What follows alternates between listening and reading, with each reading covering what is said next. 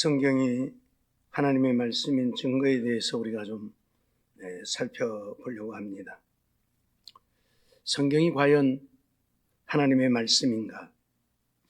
아니면 인간의 산물인가 하는 문제는 신앙과 신학의 기초를 위해서 반드시 해결을 해야 할 만한 문제들이지요. 왜냐하면 만일 성경이 하나님의 말씀이 아니고 인간의 산물이라고 한다면 우리는 성경이 유일한 신앙의 기초이고 구원의 기초라고 생각하는데, 이러한 모든 것들이 사상 누각과 같은 모래 위에 집을 지은 것과 같이 한순간에 다 무너지고 쓰러지고 말 것이기 때문에 그러한 것이지요. 때문에 오늘 우리는 성경이 정말 하나님의 말씀인가에 대해서 분명하게 해야 할 필요성이 있다는 사실입니다. 요즘 세상을 뒤덮고 있는 자유주의 신학자들은 그래서 성경을 하나님의 말씀이라고 믿지 아니합니다. 신화적인 책으로 여기고 그들이 하나님을 이야기하고 하나님을 찾지만 그들이 말하는 하나님은 그저 자기가 하나님이라고 믿는 것이 하나님일 뿐 우리가 믿는 유일하신 하나님의 존재를 그들은 믿지 않기 때문에 문제가 되어지는 것이지요.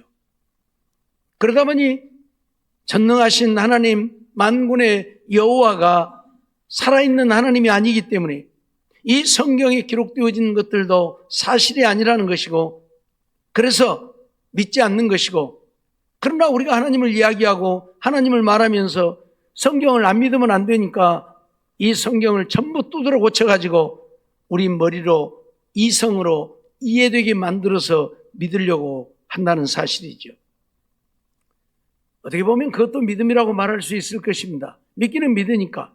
그러나 그건 믿음이 아니죠. 하나님이 원하시는 것은 이 말씀 그대로를 믿는 믿음을 원하시는 것이지, 우리 이성으로 받아들여지지 않는다고 해서 그걸 다 두드러 고쳐가지고 우리 이성이 받아들일 수 있게 만들어서 믿는다면 그건 전능하신 하나님 만군의 여호와를 믿는 것이 아니라는 이야기입니다. 그래서 오늘날 자유주의 진영에 있는 신앙인들의 모습을 보면, 물론 우리 보수 신앙에 있는 사람들도 그런 사람들이 많이 있지만은 하나님의 말씀하고는 전혀 상관없이 그저 교회만 다니고 신앙생활만 할 뿐입니다. 필요에 의해서 세상적이고 육신적인 것들을 구하고 있고 기도하고 있습니다. 하나님 앞에 예배 드리고 있지만 그것은 하나님을 향한 예배가 아니라 그저 존재할 것이라고 믿는 막연한 하나님을 향해서 우리 육신의 요구를 충족시켜 주기를 바라는 신앙일 뿐, 내 자신을 하나님께 드려서 하나님을 섬기며 하나님의 말씀에 순종하며 하나님의 거룩한 뜻을 이루며 하나님 따라서 살고자 하는 신앙이 아니라는 이야기입니다. 요즘 유튜브나 방송을 통해서 수많은 사람들의 설교가 전달되어지고, 그러다 보니 이런 설교를 듣는 자들 가운데에는 그들의 말씀이 그들의 심령을 지배해서 자기도 모르게 이런 잘못된 신앙으로 나아가는 자들이 얼마나 많이 있는지 모릅니다. 잘못된 것을 받아들이면 나도 모르게 그런 신앙이 되어버리고 말아요. 이슬비에 옷이 젖더라고. 아무것도 아닌 것 같지만 듣고 또 듣고 하다 보면 나도 모르게 그것이 맞는 것처럼 여겨져 버린다, 그 말이에요. 이게 무서운 것이지요. 사단은 이런 잘못된 신학 사상을 통해서 우리들의 신앙을 무너뜨리려고 하고 있다는 사실입니다. 온전한 믿음의 사람이 되지 못하고 그저 교회 다니는 신앙인, 내 생각대로 내 뜻대로 내 마음대로 내가 원하는 대로 그렇게 살게 만드는 세상이 되어져 가고 있다는 사실이죠. 그렇기 때문에 성경이 정말 하나님의 말씀인가 하는 것은 우리들에게 대단히 중요한 문제이고, 성경이 정말 하나님의 말씀이라면 우리는 그 말씀을 그대로 믿어야 하고 우리는 그 말씀대로 순종하고 살아야 한다는 사실입니다. 우리가 먼저 생각할 것은 성경의 불멸성에 의한 증거입니다. 성경이 정말 하나님의 말씀인가? 그걸 우리가 무엇으로 증명할 것인가? 첫째는 성경의 불멸성입니다. 다시 말하면 성경이 없어지지 않고 성경이 지금까지 존재해 왔다고 하는 사실이죠. 책의 수명을 보통 한 100년 정도 된다고 봅니다. 그런데 이 성경은 수천 년을 내려오면서도 이 성경이 없어지지 않고 유지되었다는 사실이죠. 그것도 아무 문제가 없이 유지되어져 온 것이 아니라 성경을 없애버리려고 하는 수많은 시도들이 있었음에도 불구하고 성경이 없어지지 않았다는 이야기입니다. 아더 핑크는 그렇게 말을 하고 있지요. 우리는 성경이 끊일 줄 모르는 핍박의 특수한 대상으로 지내온 사실을 생각할 때 성경이 지금까지 생존하였다는 것은 하나의 기적이 아닐 수 없다. 끊일 줄 모르는 핍박 속에서도 성경이 지금까지 생존해 있다. 전해져 왔다는 이야기예요. 어떤 핍박들이 있었는가? 알려진 성경 사본이라고는 남김없이 다 파멸해 버리라고 황제의 칙령이 계속 내려지곤 했다. 이렇게 해서 하나님의 말씀을 말살시키지 못하자 성경의 사본 가운데 단 하나라도 소유하고 있는 사람이 발각되면 사형에 처한다는 명령까지 내려지게 되었다. 이와 같은 무자비한 핍박에도 성경이 유독 생존하고 있다는 사실은 우리로 하여금 그 특이한 현상에 대해 놀라지 않을 수 없게 만들고 있다고 말을 하고 있습니다. 인류 역사를 보면 우리 기독교를 없애버리려고 하는 것은 물론이러니와 이 성경 때문에 우리 기독교가 존재하기에 성경을 없애버리면 기독교는 자연히 소멸될 것이라고 해서 성경을 없애버리는 일들을 끊임없이 해왔다는 이야기입니다. 그래도 성경이 없어지지 아니하니까 성경의 사본 가운데 한 권이라도 소지한 자가 있으면 극형에 처한다는 이런 공포를 하고 백성들로 하여금 성경을 소유하지 못하게 했음에도 불구하고 성경들은 사라지지 않았고 지금까지 성경이 존재해 왔고 성경이 더 많이 널리 온 세계에 퍼지게 되어졌다, 그런 말씀이지요. 오늘 우리는 이러한 것들을 통해서 정말 성경이야말로 아무리 없애려고 해도 없어지지 않는 불멸의 것이었음을 우리는 보게 됩니다. 저렇게 성경을 소유한 자가 있으면 극형에 처한다. 때로는 불에 태우고 때로는 목을 매달고 때로는 십자가에 못 박고 이렇게 죽인다고 함에도 불구하고 이 성경은 없어지지 않았다는 사실입니다. 오늘 우리는 이러한 것들을 통해서 정말 하나님의 말씀은 하나님이 오늘 우리에게 주신 것이기에 누구를 통해서든지 어떤 모양을 통해서든지 하나님이 보존하시고 하나님이 지켜오셨다고 하는 사실을 믿을 수밖에 없는 것이지요. 우리는 여기서 무신론자 볼테르가 한 말을 주목해 볼 필요가 있습니다. 그는 무신론자였지만 자기 생존 시부터서 100년 이내 성경이 없어지고 기독교가 자멸할 것이라고 예언을 했던 사람입니다. 자기 생존 시부터 100년 안에. 그런데 정말 볼테르가 예언했던 것처럼 그렇게 되어졌습니까? 아니라고 하는 이야기이죠. 볼테르는 1778년에 죽게 되어지는데 볼테르가 죽고 난 지 겨우 25년 후에 영국 블란서의 성서협회가 창설이 되어집니다. 그리고 볼테르의 무신론적인 책들을 인쇄했던 바로 그 인쇄소에서 그때 이후 계속해서 성경을 인쇄하고 있다는 사실입니다. 볼테르의 그 무신론적인 책들을 인쇄하던 인쇄소에서 볼테르가 성경이 사라지고 기독교가 자멸할 것이라고 했던 그 인쇄소에서 성경을 인쇄하고 있다는 사실이죠.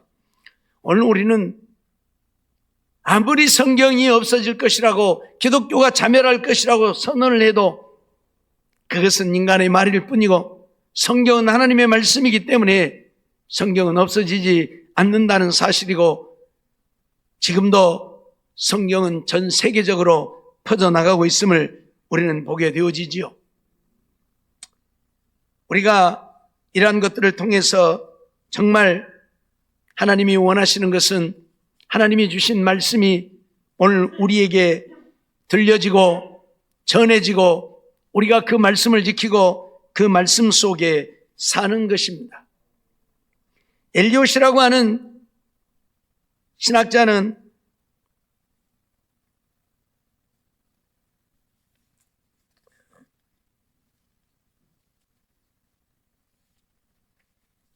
죄송합니다. 우리가 두 번째로 생각하는 것은 성경에 의한 영향력에 의한 증거입니다.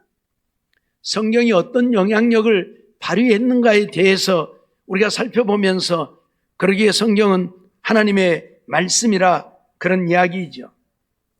이방의 종교들도 수많은 경전들을 가지고 있죠. 그러나 그런 경전들, 코란이라든지 몰몬경이라든지 유교의 고전들 그리고 불경 같은 이런 경전들도 수없이 존재를 하고 있지만 이러한 것들이 세상에 미친 영향력도 적다고 볼 수는 없을 것입니다. 하지만 성경이 세상에 미친 영향력은 그런 것들과는 비교되어지지 않는다는 이야기이지요. 세상의 경전들은 하나님과 죄에 대하여 무식한 견해로 인도하기도 하고 또 심지어 하나님과 죄에 대하여 무시하는 태도를 취하기도 하고 그러나 이들은 다만 윤리 도덕적인 다소의 교훈을 일깨워주는 그러한 경전에 불과할 뿐이지 정말 사람들의 마음을 온전히 변화시켜서 그들로 하여금 세상에 모든 자들의 빛이 되고 소금이 되는 삶을 살게 하지는 못한다는 사실이지요. 우리가 잘 아는 대로 고란을 가지고 있는 자들, 그들을 한번 보세요. 그들의 삶이 어떠한가? 그들은 사람을 죽이는 것도 우습게 여기는 자들 아닙니까? 불경을 한번 보세요. 그들이 가르치는 가르침을 받는 그들의 모습을 보면 그들 속에 정말 세상을 향한 빛의 모습이 있는가 하는 것이죠. 없습니다. 오직 자기들의 욕심을 채우고자 하는 것들로 가득 차 있을 뿐이라는 이야기이죠. 그렇기 때문에 세상에 있는 경전들은 도덕적인 어떤 유익을 줄 수는 있을지 몰라도 사람을 변화시키거나 세상에 엄청난 영향력을 끼치고 있는 것들은 아니라는 이야기입니다. 불경 같은 경우도 이 동양에서만 통하는 이야기이지 다른 지역에는 별로 관심도 없는 것들이잖아요. 요즘에야 서양 사람들도 불교에 조금은 관심을 갖지만 과거에는 아예 관심조차도 없잖아요. 그러나 성경은 전 세계적인, 그래서 세계 모든 나라 사람들이 하나님의 말씀을 받고 그 말씀대로 살고자 힘쓰고 했으며 변화되어져 가는 이런 영향력을 끼치고 있다는 사실이죠.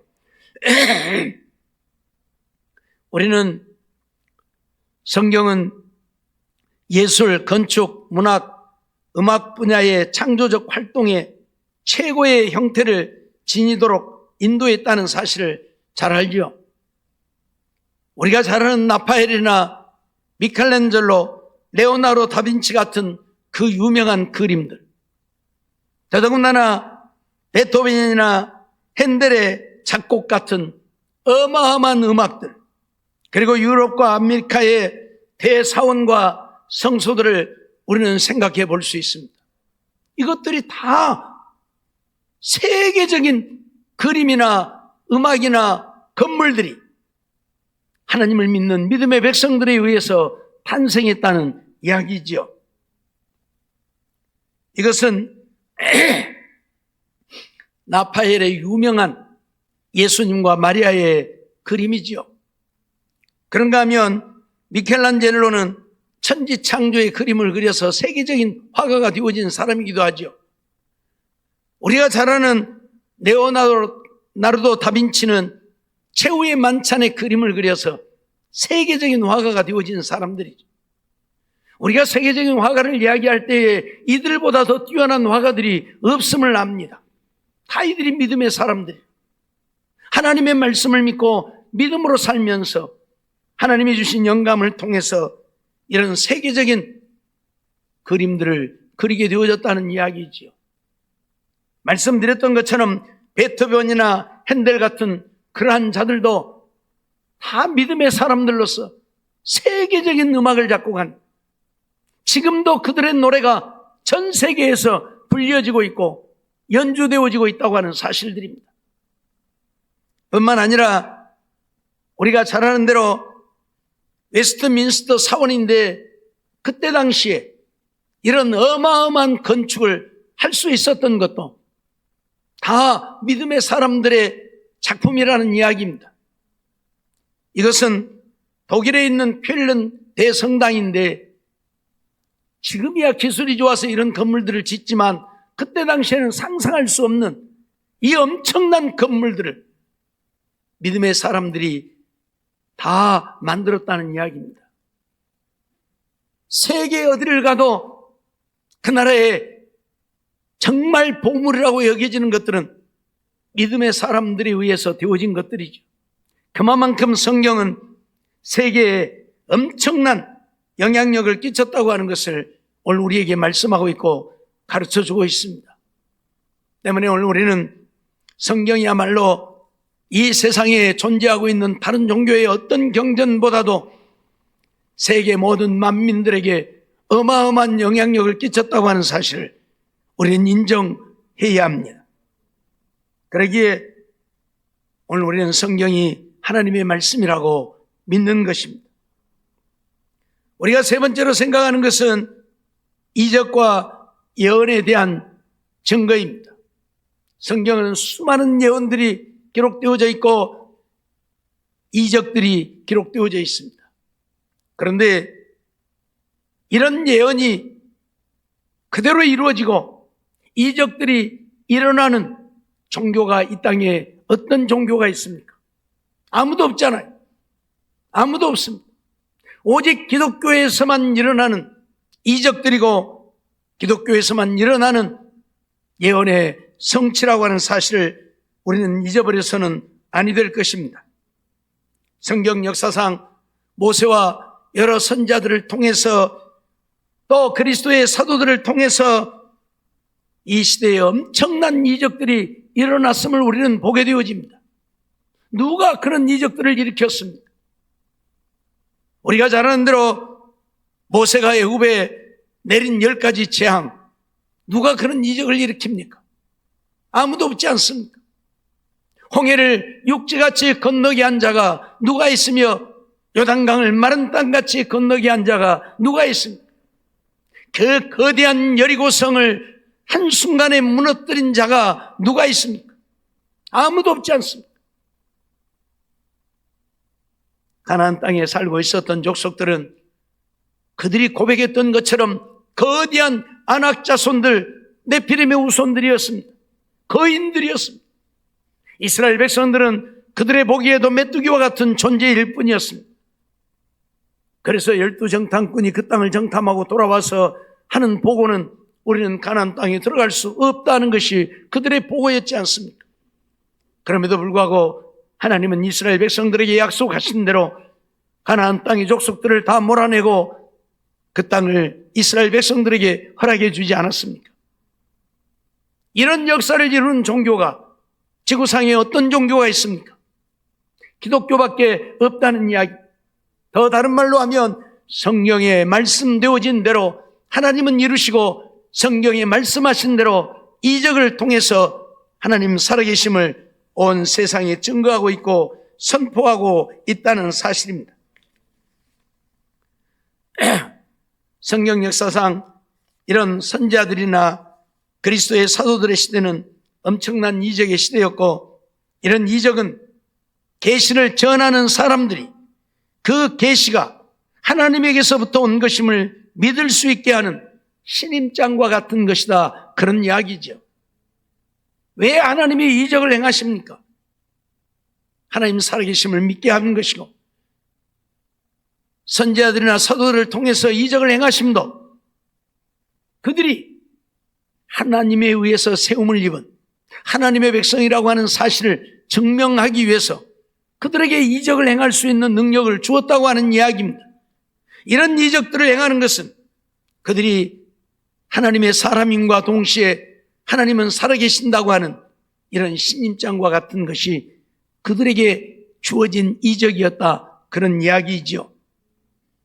한 나라의 사신이 타국에 새로 부임할 때면 그 권위를 인정받기 위해서 신임장을 휴대하고 갑니다. 하나님의 사자들은 이런 이적을 동반함으로 그 이적이 하나님께서 이루시는 것임을 신임하는 신임장과 같은 것이라 그 말이. 그러므로 성경의 이적들은 성경이 신적 기원을 갖는 것임을 오늘 우리에게 증거를 해주고 있다. 그런 말씀이지요. 오늘 우리는 하나님의 말씀이, 즉 성경이 하나님의 말씀인 증거는 성경에 나타나는 모든 이적들이 성경이 하나님 살아계심을 증거하고 있는 신임장과 같은 것이라 그런 이야기예요. 선지자들이나 사도들을 통해서도 이적을 행하심은 그들이 하나님의 사람이라고 하는 신임장과 같은 것이고, 그것은 곧 성경이 하나님의 말씀이라고 하는 또 다른 증거가 되어지는 것이죠. 우리가 잘 아는 대로 구약 성경은 메시아에 대한 예언으로 가득 차 있죠. 하나님께서 이 땅에 우리 인류를 구원하기 위해서 우리의 구원자 메시아를 보내시겠다고 하는 예언들로 가득 차 있습니다. 신학자 에르만 바빙크는 메시아의 초림에 관해서 구약 성경에 465번이 예언되어졌다고 말을 합니다. 어마어마한 예언이 구약 성경에 있다는 이야기예요. 우리가 시편을 통해서도 그런 말씀들을 보지요. 뼈가 꺾이지 아니하리라. 그런데 정말 예수님이 십자가에 못 박혀 죽으셨지만 뼈가 꺾이지 않았잖아요. 그 예언이 그대로 이루어졌음을 우리는 보잖아요. 원래 십자가에 처형을 하고 나면 십자가에 몸만 박아놓은 것이잖아요. 그러니까 못이 박힌 자국에서 피가 흘러서 피가 다 쏟아지면 죽는 거예요. 우리 몸에 일정 분량의 피가 쏟아지면 죽습니다. 그러니 때로는 하루도 매달려 있고 이틀도 매달려 있고, 피가 적게 흐르는 사람들은 이틀까지도 매달려 있어. 그래서 죽어요. 그러니까 그가 죽었는지 안 죽었는지 알 길이 없잖아요. 피가 흐름으로 기절해 갖고 있을 수도 있잖아요. 그래서 죽음을 하기 위해서는 반드시 그들의 다리를 꺾습니다. 다리를 꺾는데 기절해 있다면 깨어나겠죠. 우리가 가끔 사람을 고민하다가 기절을 하게 되어지면 무엇을 합니까? 깨어나기 위해서 물을 퍼붓잖아요. 그냥 물을 갖다가 그냥 부어버리면 팍 깨어나자요. 기절했다가도 깨어나요. 근데 다리를 꺾는데 안 깨어날 사람 하나도 없겠죠. 기절해 있다면. 죽었다면 안 깨어나겠지만. 그래서 다리를 꺾어요. 그런데 예수님에게 이르러서는 다리를 꺾지 않았어요. 이미 죽은 것을 확인하고 다리를 꺾지 아니했다고 성경은 말하잖아요. 시편 기자가 예언한 그 예언을 이루기 위해서 하나님은 다리를 꺾지 못하게 하신 거예요. 그리고 창으로 옆구리만 찌르고는 죽음을 확인하게 되잖아요. 그럴 만큼 성경에는 예수님에 대한 예언들이 456번이나 예언되어졌다. 헤르만 바빙크는 말한 거예요. 그런데 그 예언이 하나도 틀림없이 정확하게 이루어졌다는 이야기입니다. 이것이 바로 성경이 하나님의 말씀인 증거입니다. 이사야는 800년 전에 예수가 동정녀에게서 탄생할 것을 예언했고 그 이름을 임마누엘이라고 예언했던 사실도 우리는 알잖아요. 미가 선지자는 예수님이 베들레헴에서 탄생할 것을 예언했고 그 예언대로 이루어졌음을 우리는 보잖아요. 이사야 7장 14절 말씀을 보면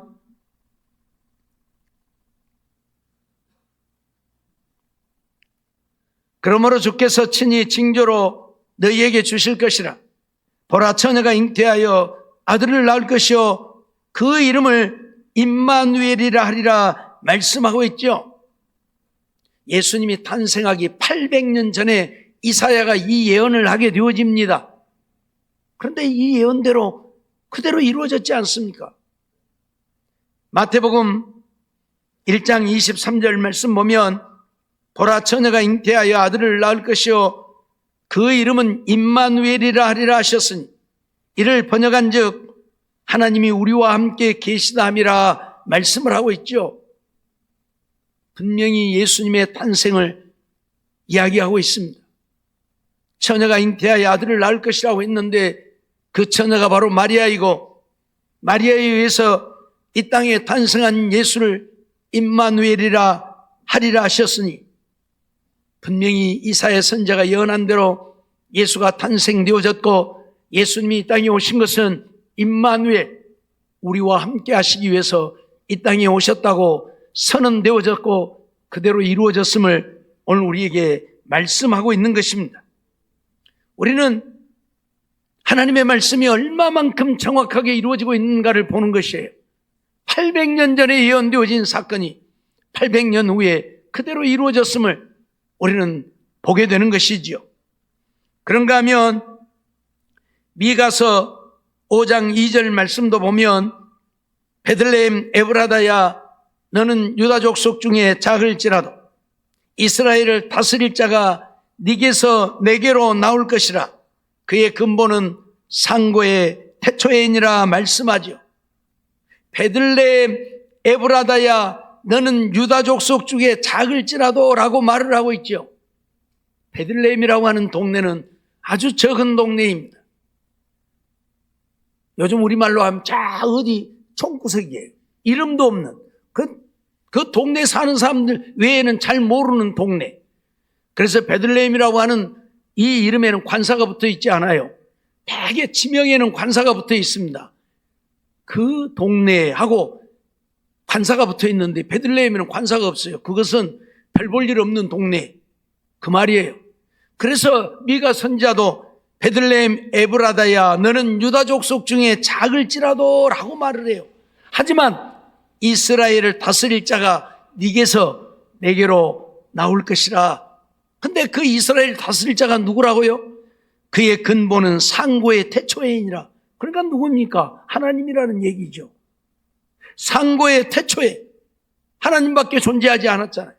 하나님이 베들레헴에서 탄생할 것을 미가 선지자는 예언을 했어요. 그런데 누가복음 2장 4절로 7절 말씀을 보면 그렇게 말씀하고 있죠. 요셉도 다윗의 집 족속인 거로 갈릴리 나사렛 동네에서 유대를 향하여 베들레헴이라 하는 다윗의 동네로 그 정원한 마리아와 함께 호적하러 올라가니 마리아가 이미 잉태되었더라. 거기에 있을 그때에 해산할 날이 차서 맏아들을 낳아 강보로 싸서 구유에 누웠으니 이는 사관에 있을 곳이 없음이라 말씀을 하고 있지요. 호적령이 선포되어지고 자기 고향에 가서 호적을 하라 해서 요셉도 베들레헴 사람인 거로 자기 아내를 데리고 지금 베들레헴에를 갔는데 그때에 마리아는 이미 잉태되었었고 배가 부른 상태였죠. 거기에 있으면서 해산을 찾는데 아이를 낳아서 그 아이를 구유에 누이게 되어지는 모습을 보게 되죠. 예수님이 구유에 누이게 되어진 것은 사관에 있을 곳이 없었기 때문이라고 말하고 있죠. 사관이 없지 않아 있었지만 이미 그 여관들은 손님들로 가득 차 있고 해산한 여인을 보면서도 어떤 누구도 자기가 있는 방을 내어줄 자가 없었고, 그래서 할 수 없이 마구간에서 아이를 낳게 되어지는 모습을 보게 되어지죠. 이렇게 정확하게 미가 선지자가 예언한 대로 예수님은 베들레헴에서 탄생하게 되어지는 것을 보게 되어지죠. 예수님이 탄생한 것을 알고 동방의 박사들이 예수님을 경배하려고 찾아오게 되어지죠. 그리고 헤롯 왕에게 가서 유대인의 왕으로 나신 이가 어디 계시냐라고 묻지요. 그때 제사장들, 서기관들이 무엇이라고 대답을 합니까? 유대 땅 베들레헴입니다. 그들도 예수님이 베들레헴에서 탄생할 것을 알고 있었다는 이야기죠. 왜? 미가 선지자가 그렇게 예언했으니까요. 제사장들이나 서기관들은 예수님의 탄생을 믿지 않았지만은, 그러나 예수님이 베들레헴에서 탄생한다고 하는 미가 선지자의 말은 믿었다고 하는 이야기입니다. 그래서 헤롯 왕에게 베들레헴이라고 말을 하게 되어지는 것을 보게 되어지죠. 오늘 우리는 이런 말씀들을 보면서 하나님의 예언은 얼마만큼 정확하게 이루어졌는가를 보게 되어지는 것입니다. 또한 우리는 이사야 13장 19절로 22절을 통해서 그러한 말씀들을 보게 되어지죠.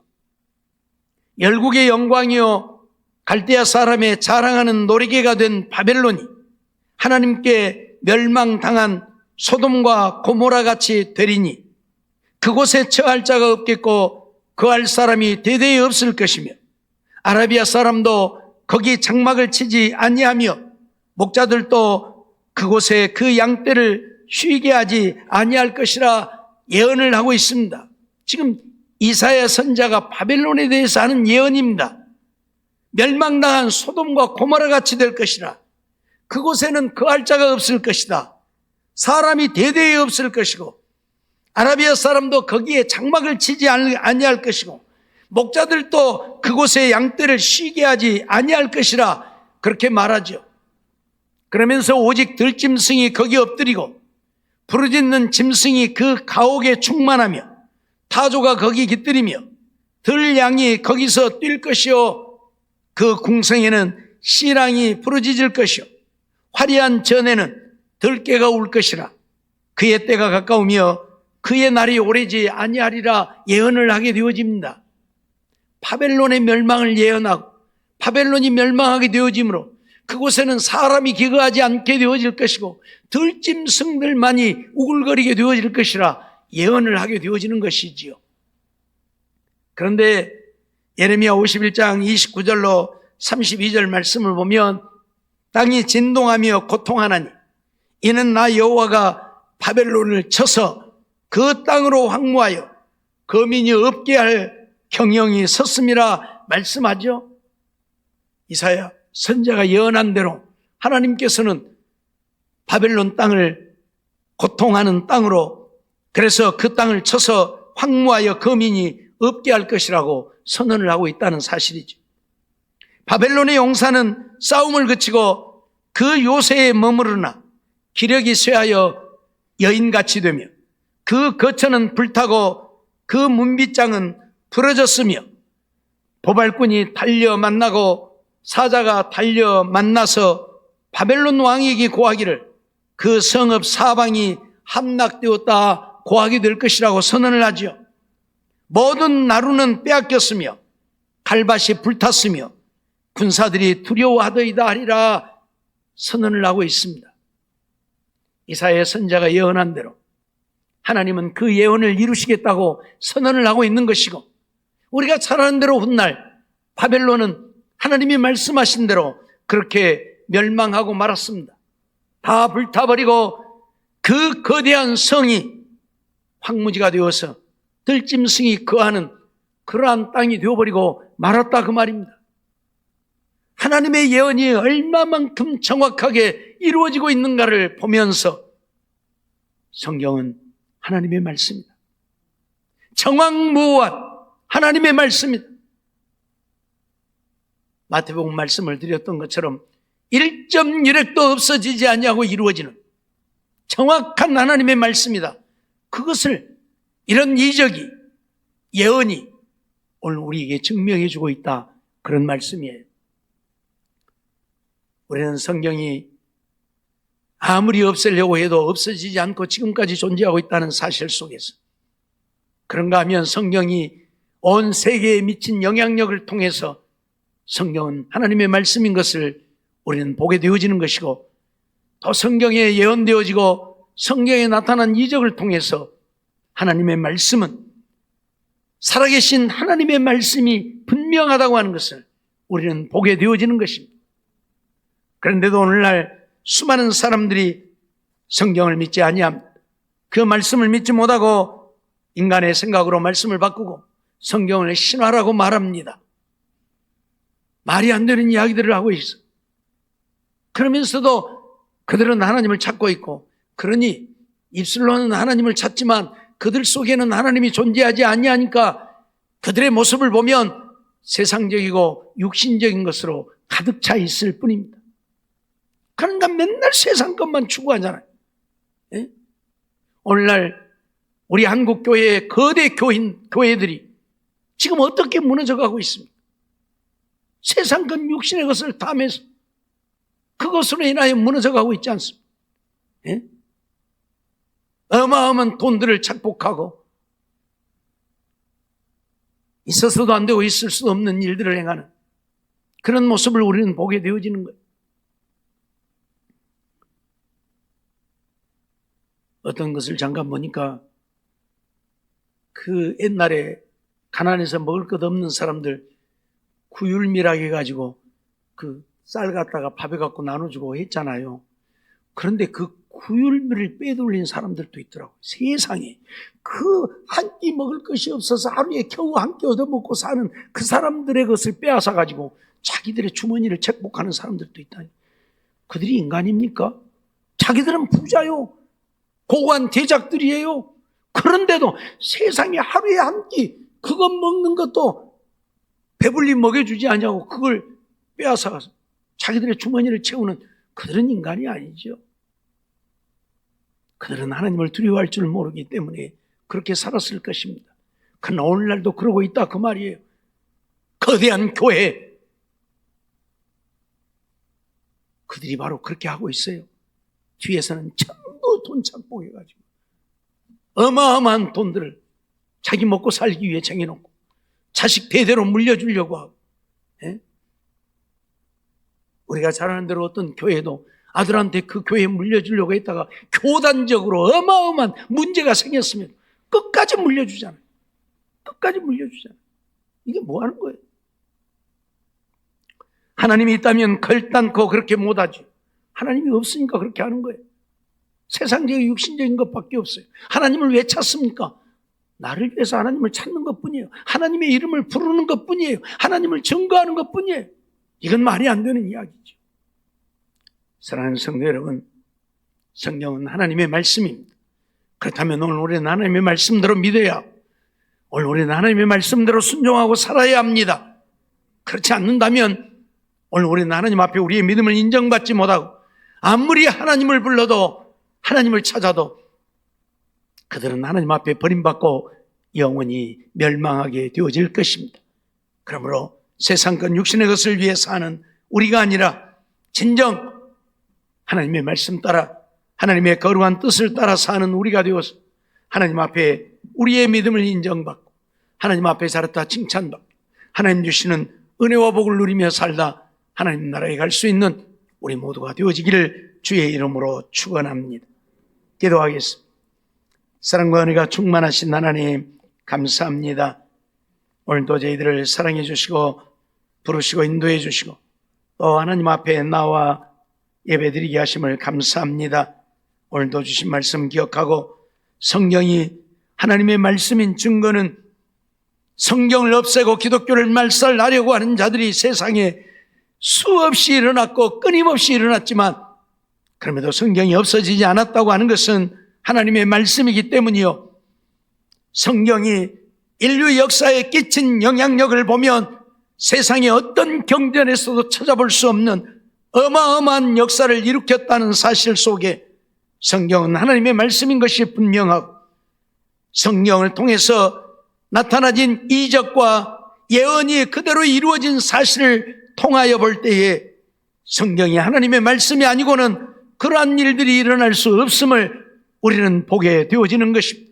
그러기에 성경은 하나님의 말씀이요, 하나님은 살아계시고 하나님은 지금도 우리 가운데 역사하시는 살아계신 하나님임을 믿고, 하나님의 말씀대로 믿고 하나님의 말씀대로 순종하고 하나님의 말씀 따라 사는 우리가 되어서 하나님을 기쁘시게 하고 믿음의 사람들로 인정되어 천국 갈 수 있는 우리 모두가 되게 주시옵소서. 믿사옵고 예수님의 이름으로 감사하며 기도하옵나이다. 아멘.